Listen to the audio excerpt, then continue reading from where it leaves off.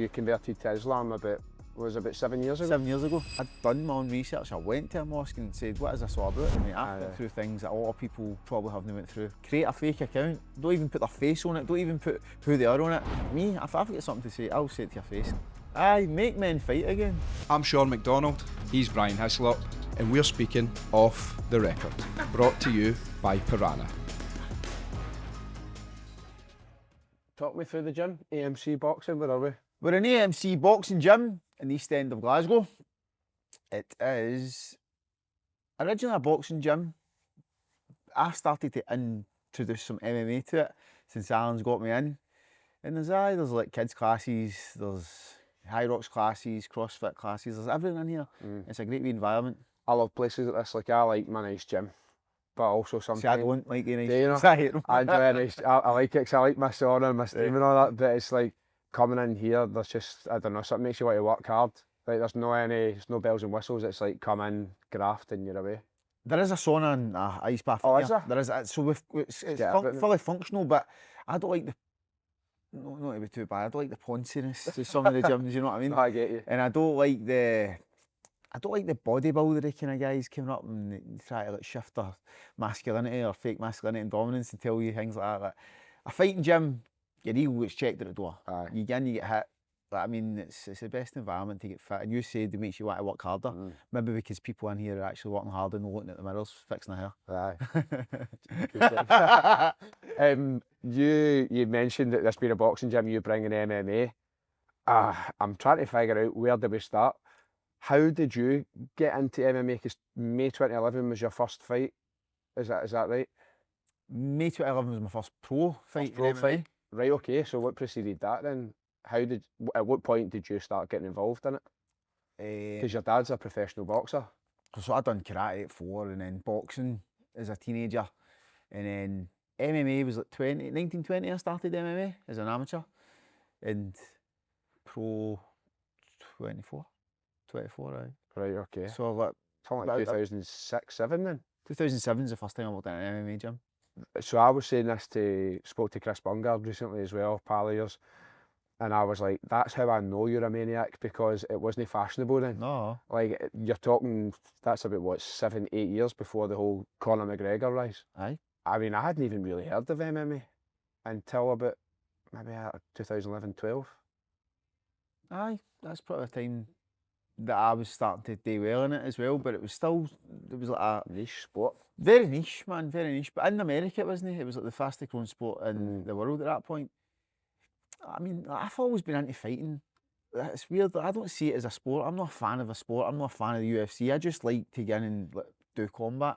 And MMA, for me, is the purest form of combat, or the purest form of sport, the purest form of competition without hurting yourself outside in the street or getting into trouble. Is this because it's just a mix of everything?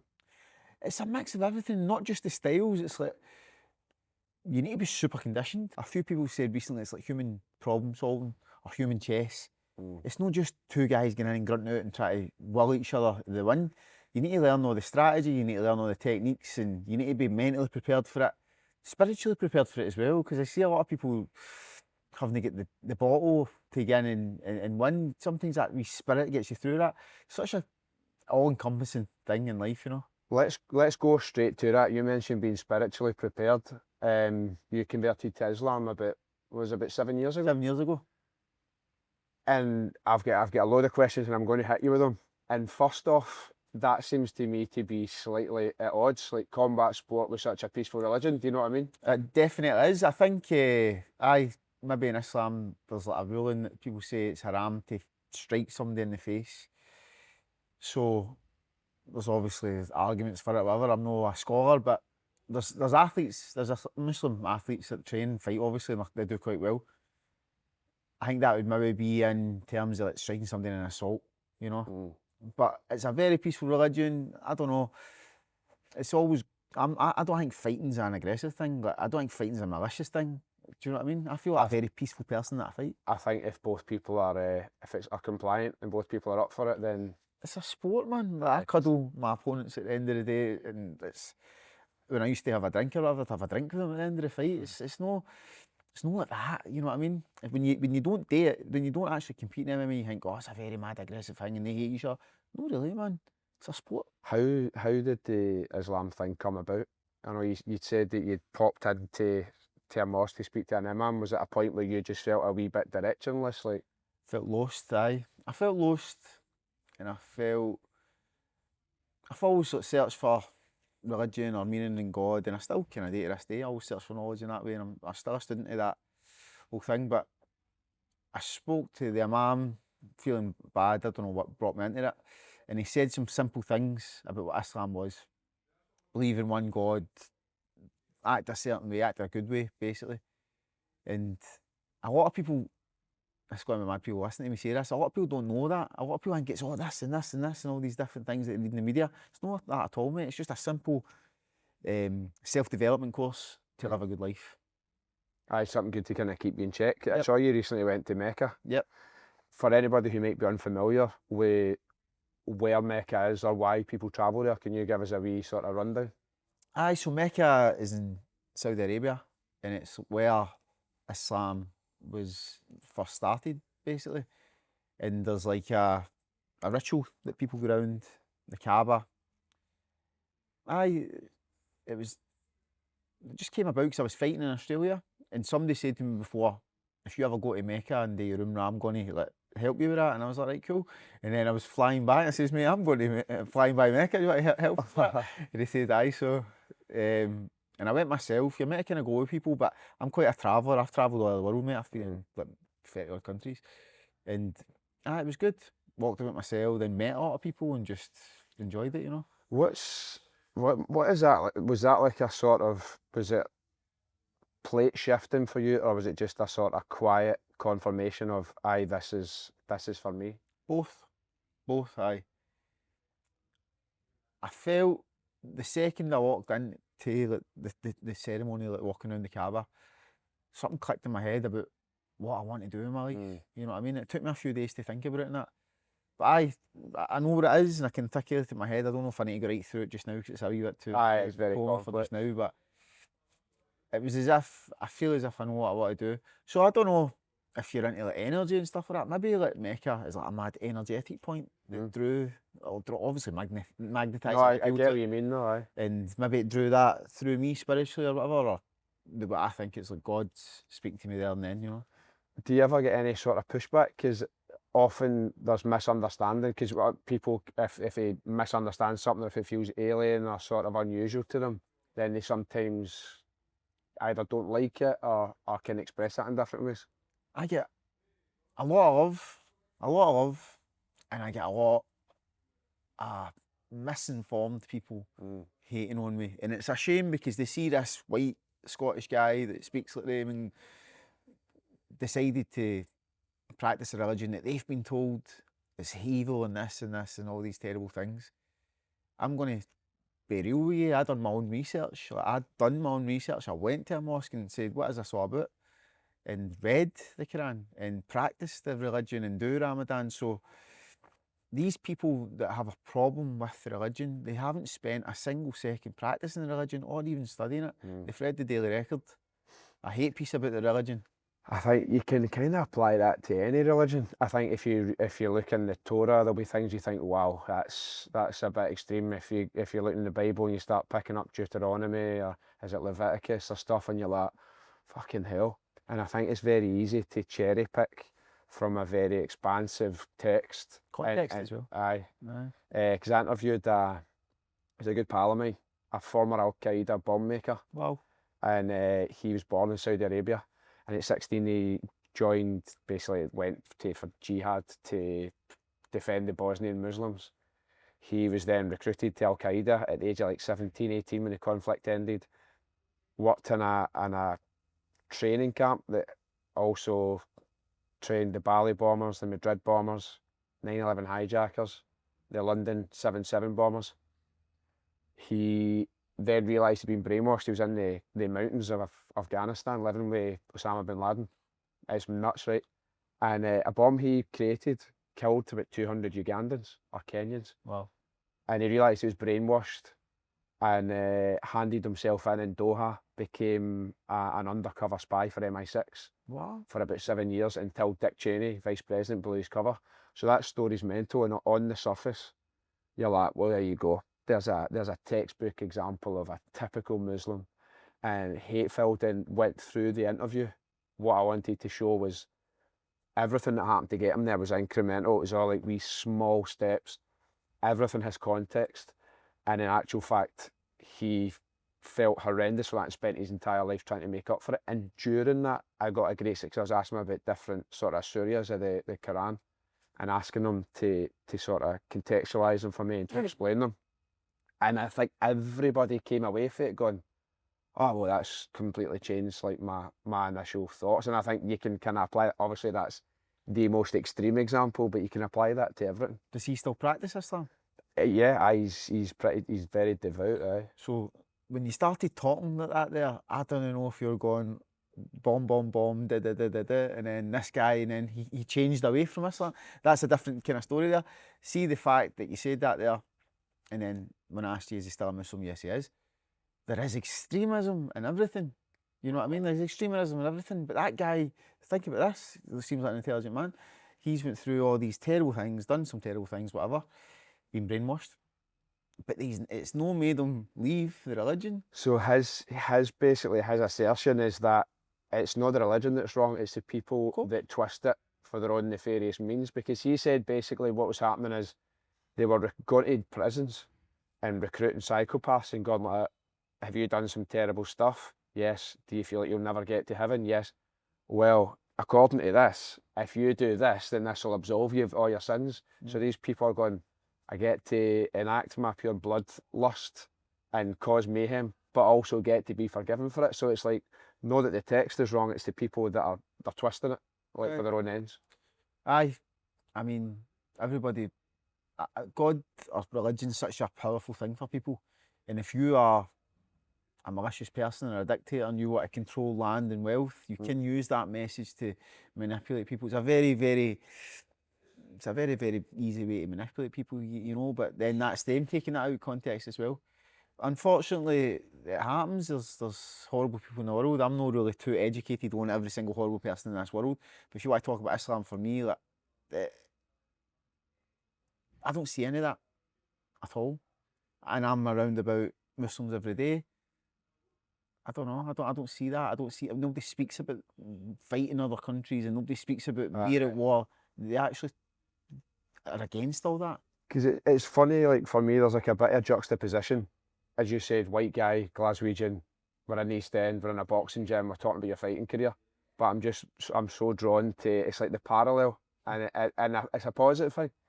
But what type of reaction do you get when you go in the mosque if there's somebody that doesn't know you? Because I don't imagine it would be malicious, but there might be like a wee bit of double take. No, there's white Muslims in the mosque, mate. Is there, aye? Chinese Muslims, and so an Arab has no superiority over a non-Arab. A non-Arab has no superiority over an Arab. A white man has no superiority over a black man. A black man has no superiority over a white man. Everyone's equal in how their deeds and their actions are. That's like the last sermon that Prophet Muhammad ever said in his life. A lot of people don't understand that. A lot of people think you're no part of them because you don't look like them. That's not the way Islam is. Islam's all cultures, all people, all races. Sorry, all cultures, all races. So I'm not a scholar in Islam as well. I mean, I can only give it for my 7 years of experience, but for what I've experienced, 99.99% of the stuff that people have a problem with or think of it is wrong with it isn't actually it. And what I've tried to say is, like I say this, I don't know anything about being an electrician. I've never spent a single second practicing it, studying it, doing it. So I can't pass comment on whether being an electrician is a good or a bad thing, because I've no experience, you know what I mean? That's why a lot of people's arguments come from, like actual complete ignorance. Do you think has it positively impacted your application and your career in terms of keeping you on the sort of straight and narrow? 100%. So I've spent a bit of time in my life unpurposeful, maybe getting involved with the wrong stuff, and that is a complete direct contradiction to Islam, because you're not supposed to do things that are bad, and I could have done some things that are bad in the past or whatever. And that was like a pull. So I was always pulling away from not living purposefully. And then over the last couple of years, I started thinking about what my purpose is.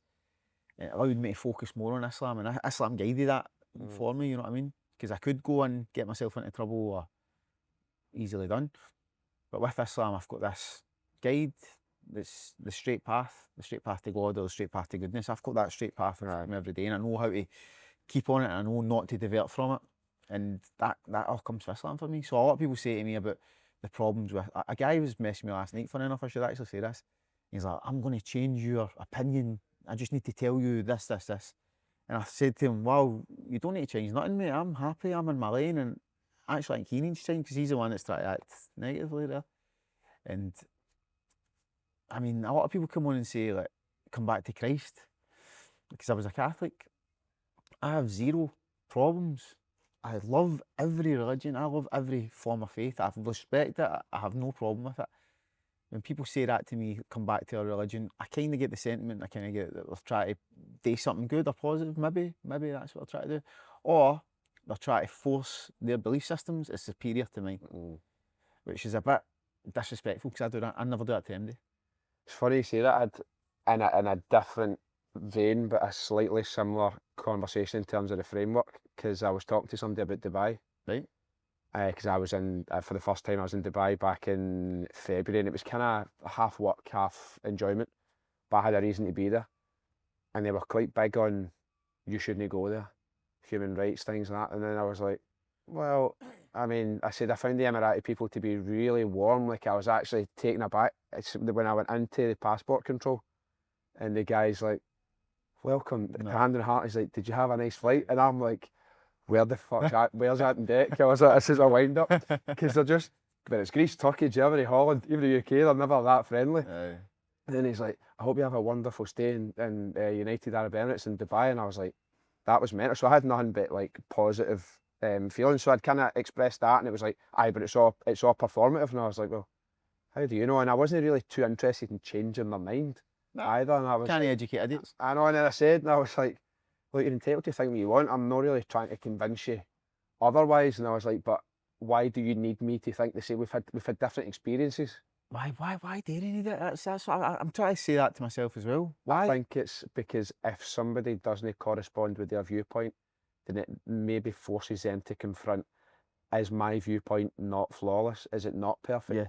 Because otherwise, why does everybody not think the way I do? Aye. And it's not even that I could draw a number 6 here, right? But to you, it looks like a number 9. Neither of us are wrong. We just have a different perspective on the same thing. Aye. And I think that was kind of, it got me thinking in that conversation. That's why I wondered, is there ever pushback with you, or, and as you've kind of explained? Aye. And there is, and just to like, clarify online, it doesn't get to me. It's actually, it doesn't bother me, it doesn't fuel me, it's just... It's a sign of a settled individual. You're just like, oh well, okay. I'm so comfortable in myself, mate. I've been through things that a lot of people probably haven't went through in terms of my past and getting into trouble, whatever. Survived murder attempts and spent time away in prison or whatever. So I think I'm mentally tough enough to know that these things get to me. But then again, if you are putting yourself out in social media like yourself, you're doing yourself as well. You're going to just get people that have got nothing to do with their time. Create a fake account. Don't even put their face on it. Don't even put who they are on it. To write some bullshit fucking comment under one of your photos. And I actually look at that, instead of getting annoyed, I actually feel sad for that guy. Pity. What's that guy doing with his life? Why is he going through that full step to write that comment that I'm not even taking a fucking bit of notice to? You know what I mean? It's I always think that. I feel pity. I was talking, somebody was asking me recently, because they've kind of started doing similar work to me and struggling with people having a pop. Right. And I was like, do you know how many times somebody's ever come up to me in real life and said something? There's like zero. Aye. So you have to weigh them up. And if you want to say it to you in real life, then don't just let water off a duck's back. And it does take a while for it not to bother you, but eventually it just, you're like, I don't care. How old are you? 30. What age am I? 34. Right, 34. So I'm 38. So we're the same generation. We grew up in the generation when people would come and say things to you in the street. Aye. No, the internet generation. So maybe this is younger kids, especially on TikTok, man. I get some abuse on TikTok, mate. That I don't even like going on it anymore. That's mental, innit? Horrible. So I grew up in a generation where if you've got if I've got something to say, I'll say it to your face, and I don't really say it unless it's really, really, really important, you know. Aye. Somebody writing a comment to me, I just think they've not lived their life. A wee bit soft. They've been pussified by computers and phones and social media and all that kind of stuff. I'm kind of worried for the future generations, mate, if that's the way we're dealing with things. I know. I was actually just talking about this. I was on the radio this week, kind of discussing it, and it's like people. I think there's no the immediate consequence like we would grow up. There's immediate feedback, usually in the form of a punch in the mouth, and people don't get that. And it's like bring back a punch in the mouth because it would it keeps you in line, it keeps you in check, and how you interact with people. Because it would never cross my mind to abuse somebody online. No. All right, I might have told, I don't know, the Prime Minister to fuck off or something like that. But it's like very different, you know what I mean? You can't get to him, innit? Different levels. Aye, make men fight again. I say it all the time. This is my wee thing. Make men fight again. We don't need. I'll check. It keeps some egos in check, wouldn't it? We need to get people fit. We need to get people strong. We need to let people discover a wee bit of that warrior inside us. And I don't mean warrior as in let's go and fucking go to war and shoot each other, but because we can't all do that. But why not get into gyms and learn how to be a fighter? Because Scotland, I think I say this a lot of time, it's like a martial race. We are warriors. We're a wee tiny country, and we all have got that history of fighting combat within us. And we're not really a soft country compared to. I've travelled a lot. You've been in Spain and whatever. I think Scotland is a bit tough country in a sense of things. As soon as they hear us, Aye. and that's done me favours because I'm not a fighter by any means. Aye. But there's just times when you speak and you see there's a wee bit of second guessing with people where they're like, I'm going to maybe. Because there is a bit of toughness in the country. Like, we have got it. And it is maybe diminishing now with this technological age and wokeness and whatever, all these regulations and stuff like that. So I think personally, get us all back in the gym.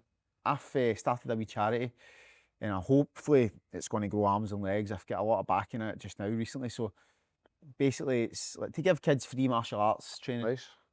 100% free, because a lot of young children who can't afford, or the mums can't afford like 60 quid a month or whatever to pay for gyms, they're getting left out of the fact that they can't learn this stuff. My goal is not just one wee place in Glasgow. I want it to be UK wide and maybe even international. And I think it's not about my love of martial arts being taught to people.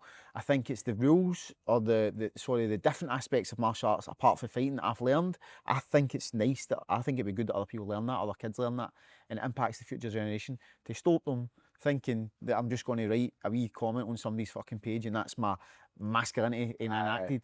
You know, because the next person that writes something, Brian's going to come and do you in, right?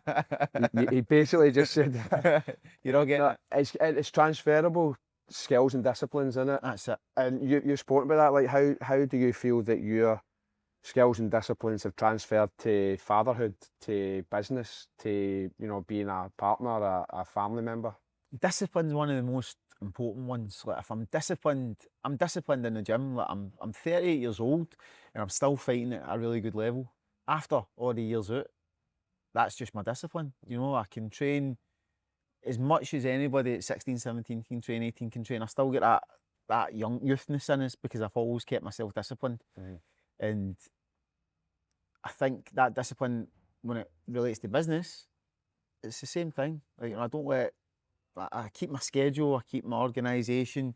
I know what I need to do at certain times. I know what I need to delegate at certain times as well. That's disciplined as well. That's a priceless skill to have, though, isn't it? Yeah, just to maintain and be disciplined. When people say, how do you stay motivated for X, Y, Z? You're like, I don't. No, I don't. I'm motivated 20% of the time, but I'm disciplined.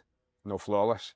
80% of the time or 90% of the time, that's where achievement comes in it, whether it's training for a fight camp or whether it's getting your kids to school. Aye. And for kids, discipline, for me, being a disciplined father, obviously no drinking and no taking drugs and helping them with their discipline. But another thing, one of the most important things is, like, with fighting, is it checks your ego.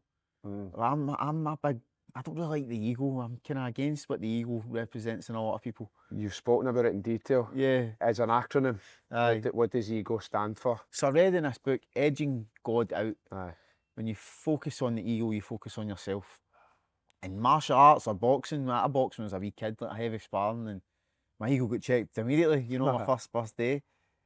And I think that it would be a parent, it's good to know always, like a partner with my wife, it's good to know I have a mad ego, like if my wife says something to me, I can't like respond and react negatively. I need to like kind of check my ego and relax, and that impacts my family. Do you know what I mean? It's the same with relationships I've got with everybody else.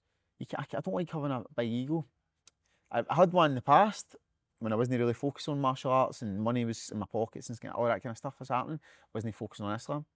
And when I think back about some of the interactions I had with some people, what a fanny I was. You know what I mean? But just ego driven, thinking I was better than what I was, thinking I was the man. And it's great. It's such a great thing that God does eventually humble you at one point in your life, and it's the most beautiful, purest, cleanest thing in the world. I heard you saying that you about 26, 27, you prayed for what you thought you wanted. Did that then set you in a mad path? Because you know it's like you ask for flowers and God gives you rain. There's a great example of that. It's exactly. like you're not always immediately going to just be given that. It's kind of like saying I want to get to the top of a mountain. God or the universe, whoever's like, I know bothered that kid, right? We'll see you then. Here are opportunities to get there. That's cool, that, isn't it? Do you know that you need to earn it then? Aye. It's like, people say to me, you pray, you don't always get what you want. What's the point of praying? Do you know what I mean? Like I said to somebody, I was praying to win a fight and I never won the fight, right? But really I'm just praying for success. Not in that one given fight, success. And I lost that actual fight. And do you know it was the most successful I felt? Because it was a mad situation leading up to the fight. But when I pray, like what you just said there, what was it? I quote, when David asked to be king, God never gave him a crown. He sent him Goliath. He sent him the battle. Aye. And that for me, like I love that about everything, like fighting. You can't have the fight without the training. You can't have the victory without the hard sparring. Can't reach the top of the mountain without the arduous, horrible graft. Same with business as well. You cannot do it without the hard work. Aye. And I like that wee belief in God. It's like everything's a test, mate, right? Everything in life for me is a test because I went through a lot of them. And each test ultimately draws me closer to my love for God and ultimately draws me closer to being a better person. So these things are tests. Like David was tested by fighting the giant Goliath. It's a great test, and look at him, we were speaking about him all these thousands of years after he dies, you know. It's like another one, when you pray for patience, you don't get given the virtue of patience, you get given the opportunity to be patient. That's it. It's if you keep asking for things and you keep wondering why do these challenges keep coming, do you find that when you pass, like say a test or whatever, if you pass it, that it kind of, these instances don't then keep showing up in your life? It's almost as if, okay, we've gone beyond that. Well, it's like you just keep giving lessons until you learn it. If you keep doing the same thing to like get the same tests coming to you, like for instance, you keep making the same mistakes, you're not really passing that test. And what do I mean with that? Like, I'm not talking about me personally, but if some guy who ever struggles with alcohol addiction or drug addiction and he cleans himself up and fixes the problems that he's going through, and then boom, 6 months later the same problems come to him, he's not really passed that first test. He's not really learned that lesson. He's passed it for a small given moment. So you need to, the test needs to clean you and cleanse you for whatever lesson that whatever problem you're facing at that time. You know what I mean? You might come back to it. There's certain things, I've cleaned up my life a lot the last few years, like really, really a lot. Some things pop in, like some wee bits of ego pop in or whatever now and again, and I need to try and check it, or I need to be humbled by my response or my reaction to then it get checked, you know? It's always there, isn't it? It's kind of always in the background. I was saying yesterday, I had a really respectful and reasonable debate on Twitter with somebody about the repealing the alcohol ban in football stadia. So basically allowing football fans to drink again. A really respectful back and forward, and I thought that, but there's just a voice in my head like that, call my nonce. Like, that way you just want to laugh for no reason. And I'm like, oh, it's like the devil on the shoulder. I'm like, no. The guy's being like, so it sounds like, come on. It's always, you have to, but that can represent itself in so many ways, and you have to be on top of that, or else you succumb to that old temptation. But that's you kind of loosen the argument a wee bit as well. 100%. You're thinking, what's the most vilified thing to rupture this guy here, but it's no, you're no one. And that's it. It's like, it's internet parlance. It's the way people engage with each other. It's always like, Even if, because I don't think anybody was winning. They were honestly great, great points, great counter points, but it's just like, see, I know. Obviously, I kept that to myself. That's discipline. You mentioned the Scots kind of having that bit of fighting spirit. So was your dad and his dad, were they both professional boxers? Yep, my dad, my granddad, aye. So you were around that environment. When you went in there, do you remember thinking, "Oh, I don't fancy this," or did you think, "Oh, this is where I'm meant to be"? When I was in my first few fights? I see, just when you were first around a boxing gym, Oh, right. is it like nature or nurture? Because I know your wee boy wasn't keen on the wrestling, and you kind of had to be like, "No, you're going to do it," which I admired, because it's like you're going to be disciplined, you're going to do this, and you'll get the benefit from it. Aye, so I was like 3 or 4, mate, when I was like karate. Can't really remember then, but you think about that, this is the way I'm trying to be with my boy. I went Aye. like from that age. So by the time I was boxing at 14, 15, I'd already went through that. That's what I'm trying to do for my son. Like, it's a funny one, like, I could be like a mad soft parent, my boy's great and just drag him away, and I've done it once. He's only done it a few times, so see, he's done it like 20% of the sessions he's went to, he's kind of had a wee bit of rupture. And one time, I pulled my way and was like, kind of upset him, because I drove like half an hour to the gym and through traffic and had to come back. And do you know what? He was crying that he left, and I was fucking gutted that I'd done it. So, fair end, like, my dad took him one time. My dad says, he's too young for that. And he is far too young for it, mate. He's 2 years younger than the youngest son. But it's like, this is a team, Glasgow Wrestling Club. Like, honestly, guys, the best thing I've ever done for my kids is this. So, I said to the coach, he's far too young, like, should I pull him away? The coach went, no, Brian, because he was kind of annoying him a wee bit. I thought, no, he's brand new. Mate, it's not even just about him learning how to be a wrestler. It's such a great wee environment for him just to look at wee other boys fighting each other, do you know? That's it. It's just being there. Being there, aye. Was it the same for you? When I was doing karate, it was like just fucking a karate class, and I can hardly really remember it, really. But I remember going, and I remember I used to always watch Karate Kid every day. Mate, that was my wee thing. I was obsessed with Three Ninjas, which is why I Three Ninjas? The boys watching that all day? High noon, not a bit. Nice. And I used to like jump about and that, so I was like, get me into karate. Nice. And it's like visibility. Right. So I had no idea of the concept of what karate was, but because I was seeing it, I was like, oh, this is brilliant. And you putting your boy in, it's going to have him in that environment and witnessing it and becoming comfortable with it. And it's visibility matters, doesn't it? Aye. I'm going to watch Three Ninjas. Aye, me and my wee boy watched that all day. Did you? Rocky, Tum Tum and Cole. I loved it, man. Aye, mate, like, listen, all kids should fight, all kids should train. Wrestling, when I grew up, wasn't about. Judo was about, but I never done it. I done karate. But I think grappling is like 60% or 70% the most dominant martial art. If you're just a boxer, which I was, you're going to get found out. If you're just a Muay Thai fighter, you're going to get found out. You need to wrestle. Don't know if that's because the MMA was started by jiu-jitsu fighters and they created it to like, benefit their style. But even out in the street, so I'm not a big guy. I'm like 67 kilo a day. I'm 5'4", and I can handle myself outside. That I'm confident in all that kind of stuff. I know how to fight. I've got experience. And in the past, I would throw a punch if I'm fighting. That's how I defend myself or whatever. Now that I know grappling, I like grapple somebody. It's very, very easy for me. Even big guys, like somebody comes into me and throws a punch, I can grapple them. I can kind of trip them, place them on the ground, stand up. And if a big 6'6" guy or whatever, the big massive guy is looking up at the ground, and there's a wee 5'4" guy that's put him down, the fight gets took right at home, do you know? So, so the reason I'm saying that is, I think to learn a grappling martial art or mixed martial arts, it's better for like, safety outside.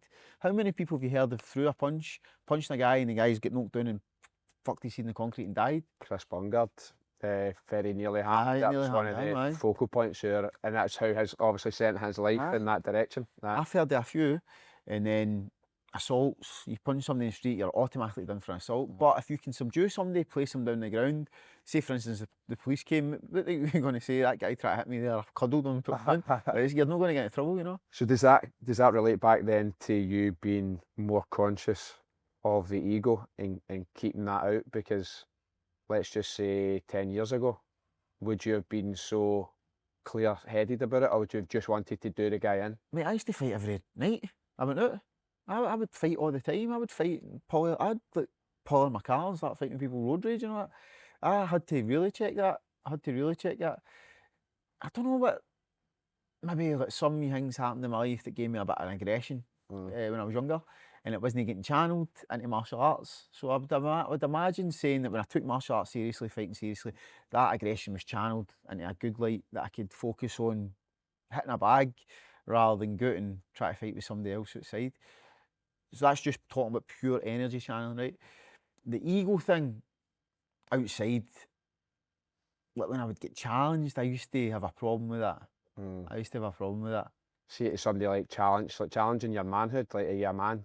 Are you a wee guy? That's Aye. kind of how it can be at times, and I think people maybe respond understandably thinking, I need to front this up, I need to prove the point I here. need to back this up. I need to defend my honour. Or, Aye. but it's stupid, to be honest with me. I had a lot of trouble when I was younger, like fighting and stuff like that. Now, if somebody comes up to me, like this has happened a few times, and they're drunk or whatever, I don't drink, so if they're drunk and they say something to me, I usually just laugh on my fucking head off. Like, Do you think they clock you and go, he's that? Because it's very obvious. For 100 yards away, I could be like, that's a professional fighter. a lot of them don't. Well, I don't get people randomly like fighting me, to be honest with you. So maybe that like stops that.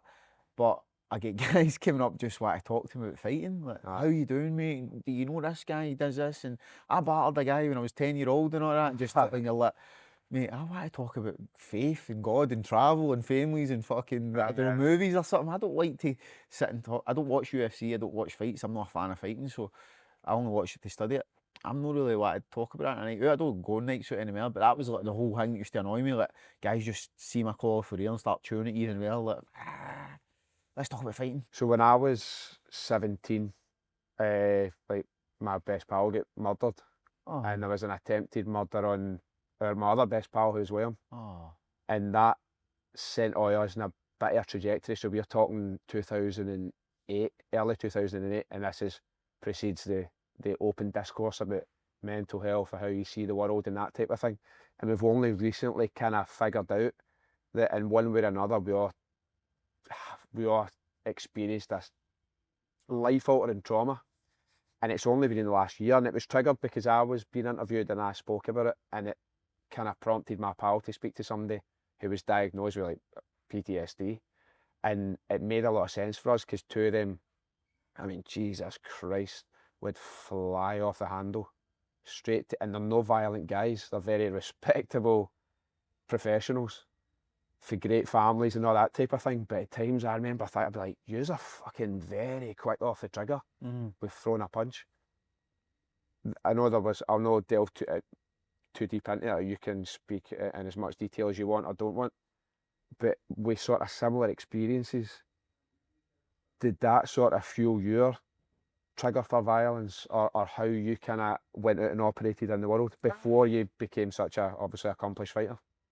aye. So I was a really quiet teenager, and then in two occasions within a year, like I get attempted murders. Like two people tried to stab me to death. One was like one single guy, and it wasn't really that bad, but traumatizing enough. Aye. And then about a year later, a gang of like 15 guys held me back and tried to kill me with a few knives. Even talking about it, I'm not even really saying it because I'm getting a bit emotional about it, but I came to terms with it. But it made me angry at the world or whatever. And that whole thing you just said there, it was PTSD, and I didn't really realise that until what PTSD was. So it comes to 2024. Aye, maybe the same, aye. Aye. So, when I say Scotland is like a martial race, we do have that fight in us, right? One of the reasons I want people to fight again, make people fight again, it's no fighting in the street. It's to stop them fighting in the street. It's to stop young kids carrying knives. Now, I don't know how much it happens now, but it happened a lot when I was younger. But I want that energy channeled in a good way. And that's my whole point of being a coach. It's no, I'm not really a fight coach. I don't want to teach people how to fight. It's like more about like discipline and fortitude and character building a wee bit. I've got many things I do with clients for it, but it all centres around about fighting, like the medium of fighting. So like A lot of it's just energy, man. See that energy that's trapped inside you. For me, for example, if I've got PTSD for this thing, that energy I had trapped inside me that I never let out in a gym, then I could maybe show that in the wrong way when somebody confronts me about some silly matter, and I think it's a challenge. It might not even be a challenge, and I'm take my head off. That's it. You think it's a challenge, and ego's at the forefront, and then But it's not even a challenge. It might just somebody's asking you the time of day. I know, like no, but you you can get off the trigger with such small things, and then a few relationships get no girl boyfriend partner relationships I had, but a few friend relationships and stuff like that get kind of messed up. Even I remember being arguing with some family members and that, and it was just pure PTSD for dealing with the trauma from when I was younger. I don't really know what's helped me too much, but I can guarantee Islam's helped me like calm that down a lot in my head. Like really came to terms with it and decided I came to terms with that's just a test. Aye, that was why that was the opener of the conversation and my sort of focal point, because there's loads of interviews and conversations about your fight career and all that type of thing, and there's far more informed and expert people to ask about that. But I felt that was an interesting point because it's the visual juxtaposition. Because I know you quite rightly said there is no such thing as a traditional or standard Muslim, but to an educated eye there is, and it's like that's my experience as well, innit, mate? So I went to Mecca, and it was all colours, races, and all different countries, and there's no superiority. This is what I've got for Islam. There's no superiority in belief. There's no superiority in race. There's no superiority in your station in life. I've always believed in that, and I think that's maybe what's obviously made me resonate with Islam. There's no superiority, man. Like, you think you're better than somebody, you're batting up at rank 3. Nobody's better than anybody. We're all on an equal footing in life. And that's what I'm saying. Like, my ego would maybe make me fight in the past because I thought I was better than them and I'm harder than them and I'm gamer than them or whatever. Just being a fucking idiot. We're all equal. Do you feel like sort of liberated for the clutches of materialism? Because like I love nice things. I don't prioritise them, and I'm not a materialistic person. I enjoy material stuff, but sometimes I feel a wee bit almost handcuffed to it because you get something and I'm like, right, but I don't have it in that other colour. and I too much money, my friend. I know. I stop fucking wish, man. I stop myself and I'm like, oh, that's great, but so is that. This could be better. And every now and again, unfortunately for me, like I meditate, pray, brilliant. I run. I'm in the gym all the time. I love my work, but I find myself in the clutches of materialism all the time. It's almost like the devil on the shoulder. I'm not materialistic. I'm more of an experiential guy. I like to experience stuff, and I've always been kind of like that. And I've blew a lot of money on experiences, and that's kind of materialistic as well, isn't it? A wee bit, but it's for the soul though, because that leaves an imprint, doesn't it? I think so. And it's also allowed me to experience cultures, isn't it? Was it Mark Twain said something like, travel is the venom to prejudice. So if you travel a lot, you don't prejudge people and stuff like that. I think that's cool. Oh, and I'd never heard that. It's nice, isn't it? I read that all day. I don't know if we need to Google it because there's a wee bit more to it as well. But travel is the venom to prejudice. So my experiences travelling and stuff like that, learned a few languages, met all sorts of people. I've stayed in like many different parts of the world, and I'm back in Scotland, and I think it's made me a better man, that travel. You know what I mean? It's made me a better man. I completely agree. So I couldn't just say it's materialism. If it's materialism, because I could have a wardrobe for fucking £2,000 jackets and trainers and stuff like that. But I was never really into that. Even boxing, like, there's this mad thing that people get lots of gear and it's all the best stuff. All the gear and the idea. They've got £800 boxing gloves and all the days hit a bag. Right. When I came home recently 9 months ago and bought a pair of gloves for £5 in the fort, and they're leather. I don't know why they're £5, but they're filters. I've still got them. Do the job. I don't give a flying fuck, man. I don't care about clays. I don't care about anything. Like, but I was going to say this on you. So you day meditate, you day pray, you work hard, you try and you look after yourself. You're due to reward yourself. Every king should reward himself. I don't have a problem with that at all. So I did a transcendental meditation course, Nice, and they explained that you should live at 200%, 100% spiritually, but you're entitled to enjoy 100% of the material world as well. Just be careful and know which one you prioritise in the hierarchy, because there is a hierarchy, and it's like, enjoy nice things. Don't put them ahead of people. Don't put them ahead of your morals. Don't put them ahead of your aims and your pursuits. And that for me is, I'm like, that's fine. I can go with it. But it's sometimes it is keeping in check. But I suppose that's the world we live in as well. It's everything is, you're being bombarded with stuff. Have this, you'll feel happier. My pal, I mean, for the extreme end of the scale, he bought a brand new Aston Martin. It was his life pursuit, his life aim. And I was asking him about it, and he says he got in the car, in the forecourt, drove out, and he went, fuck. He's like, I don't feel any different. And he said he said it was almost like an epiphany. Aye. And he said he went, I instantly felt liberated for that. He went, because I just realised he's such a smart, intelligent, thoughtful guy. But he's like, I was always in the clutches of thinking, once I get to this, I've made it and I've done it. And then he went, it means nothing. And he's getting rid of it. And he's like, it kind of, and it's quite funny that it's like the Wizard of Oz. You get there and then you realise it's all kind of a bit of a mirage.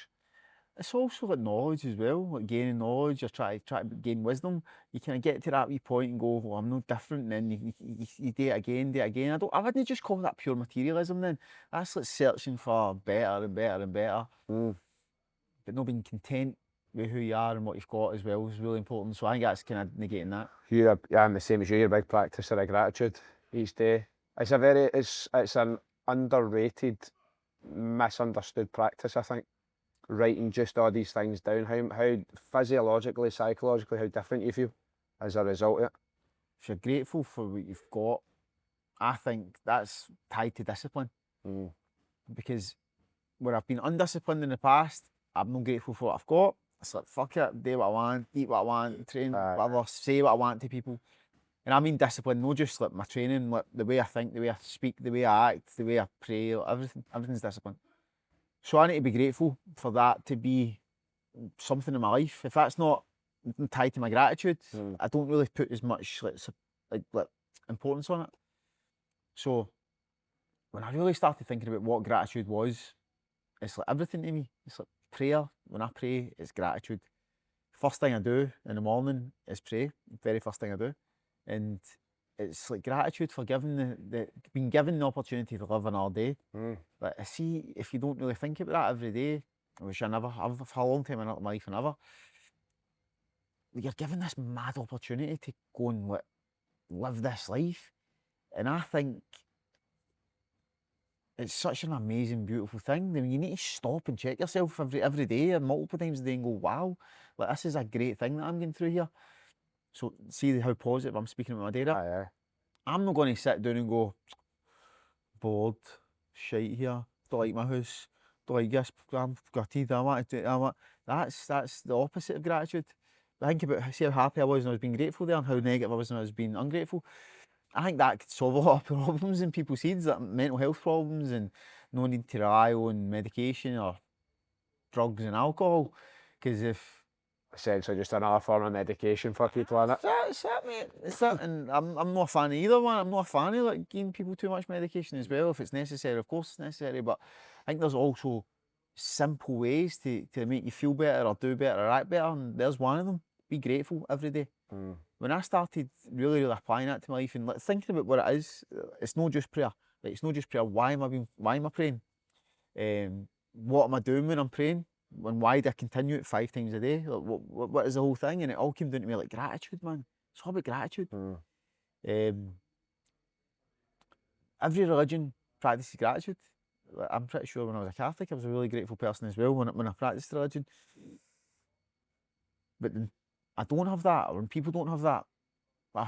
In my head, I know I'm having a conversation with somebody the last few days about life in general, and they're a bit upset and moany and whatever, and they're upset at some stuff, and I'm thinking, yeah, I'm grateful.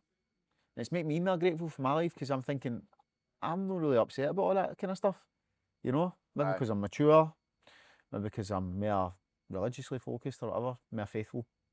But more life experience. More life experience as well. And I understand things are tests, but But there you go about materialism, and I'll touch on that as well.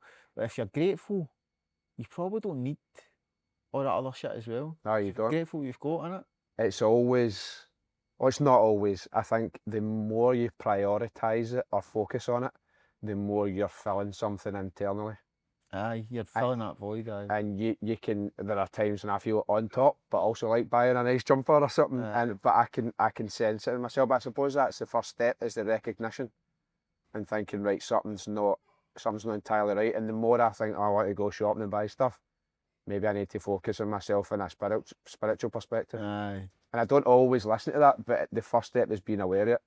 Do you practice spirituality or religion, or do you? I mean, brought up a Catholic, and I think, like everybody, I think you get to a certain point in life where you kind of go back and forward. But I've always kept a detachment from God and the religion that people apply to that, if you know what I mean. So in terms of, I'll still be praying and thinking and aware of whether it's God or the universe, but maybe not always through the perspective of being a Catholic. Right. Because it is a man-made religion, isn't it? And there are times when I kind of start to, I don't know if I question it or I just kind of fall away from it, but I never at any point think, I don't become like atheist or agnostic. I think, oh, God doesn't exist. Just the way in which I communicate with it or practice that can maybe change at times. You've been given that foundation, haven't you? And it's never left you. And you deal with that or perceive that or utilise that foundation, religion, in your own way. That's the same as me. Like, I don't do. I'm not a sheep. I don't practice Islam to be a sheep. The system related to me, and I thought that could help me in my life, and I do it in such a way that it has actually positively impacted my life. Created like a positive framework. Aye. I think the best example for me to explain kind of what I mean about being detached from the church but not for God is that I went to the Vatican in 2014, October 2014, and it was like a spiritual experience, like what, and I was blown away and I was moved. And then I went back in 2020 and I was like, this feels very different. And I go away that vibrational feeling and energy, and I was like, this feels very, very different. I don't know if it's just the world was on a knife edge because COVID was about to kick off. I don't know. But I came away and I was like, that didn't feel good. It didn't feel good. Really strange. In what way? And I don't know what it was, but it just, I don't know. Not that way you're like the vibe is off. Aye. I But don't know. just excitement for the first time, wasn't it there? Or was it something deeper? It sounds as if it's something deeper. It was like an emotion. Because Right. I felt very emotional the first time I was there, and the second time I was like, I'm just not feeling this. Aye. And I don't know, it felt strange. I mean, I always go with that instinct. Aye, gut instinct. But then it could have been a reflection of how I was feeling about the church in general. Because it doesn't always cover itself in glory. Aye. But then that's when I think people sometimes then mistakenly will say, so that means God and everything, umbrella term, God and everything's all a lot of shite. And you're like, these are human representatives on earth, and you have to kind of disconnect their behaviour and conduct and way of dealing with things from the creator himself. I'm more like a scholar, as I say, you know, but I don't have a problem with Catholicism because it was great for me, and well, from my experience with it, it was cool, really good. The kids are at Catholic school as well. Kids go to Catholic school as well. So the education system's fantastic. There's actually a lot of Muslim kids that go to the Catholic school. Oh, is it? I don't know. Maybe they just see. I don't really know why that is. When Muslims come in, there's always been Muslims that take their kids to Catholic school. Don't know why that is. They maybe appreciate that there is a fundamental Education basis and of religion as well, even if it's not theirs specifically. Exactly. Aye, so I don't have a problem with religion, Catholicism. I don't really know enough about it, but the idea is brilliant. There is problems with people say things about the church and all that. That could just be the people in the church at this given moment in time. Maybe there's been an infiltration, bad people have come in. I don't want to get too deep. It's a valid point though. Aye. I don't know. I wonder if that was maybe at the forefront of my mind. Speaking at the Vatican and places like travel, Mecca, where have been travel's my number one. Oh, nice. Like, where has been your favourite places that you've been? We're obviously just back for Australia. Aye, oh man, I've been in every continent apart from Antarctica. Travelled all over Europe, South America, and all that. You've been to Rio? Been Rio, stayed in Rio. It's my favourite place. Aye. The place is incredible, Mate, innit? do you know my favourite place is the Algarve? The Algarve. Algarve. I'm going to Algarve end of May. Aye, nice. I lived there for the last wee bit. I might actually try and go back Oh, really? at one point. Aye, I lived there. Nice. Eu falo português também. Eu não falo português, eu falo espanhol, mas você entende, não? Você fala espanhol muito bem. Yeah, it's just the 5 languages we speak. So, Algarve, I don't know what it is. Maybe it's because I lived there. Best place in the world to live, mate. Best place in the world to live. Best beaches in the world. It's got this nice balance here, like not too expensive, but also quite expensive and safe. Do you know what I mean? Like, And the houses are- exclusivity without being unattainable. Exactly, but not like. So, for instance, I was in Marbella, which is 5 hours down the road, and I was going to, and like, you're 10 times on a night out in Marbella than what you're in Portugal. You know what I mean? But you're 10 times better in Portugal than the one in Marbella. Aye. So it's mad. The value is just brilliant. You know, Love it. people are good. Brazilians are good. I like the language. My kids were at a good wee point. They're going to school there and stuff like that. Aye, no, Algarve for me is top, man. Brilliant. I love that your kids are getting that experience as well. They're getting that fundamental, you're Glaswegian and this is where you come from, Aye. but you experience Oh, these of other course. cultures. Even my wife said this as well, because we've travelled for. I met my wife when she was 19. Like, we just travelled. We weren't really into materialism and like. I had nice things and that and whatever, but nice houses and stuff like that. But we're always into like experiences. I think we first met. We went to Thailand after a few weeks, and then took away to Mexico the first few weeks she was born, and I stayed in Ibiza when my daughter was like my second daughter was like a month old. We stayed in Ibiza for a few months and that. I love it. Aye, my mains can speak Portuguese fluently. One of them can speak Spanish. Brilliant. Aye, Yo creo que hablas español muy bien. Ah, estoy aprendiendo. Me has dicho que es el español de cárcel, pero me entiendes cuando estoy hablando muy rápido, así, bueno, que eres, Solo hablo con criminales. eres un chico muy impresionante. Gracias. We'll change back to English. Mate, this is exactly what I hoped I would get for this conversation. I'm sorry for anybody watching that was like, no, I want to hear about this knockout and that kind of thing. You can get that information anywhere. I don't think you've had this type of conversation anywhere. Pleasure. So it's been great. I loved your quote about Mark Twain. I'll end it with one of my favourites for Oscar Wilde. Everybody's in the gutter, but some of us are looking at the stars. Mashallah. Mate, Thank you. pleasure, man. Thank you.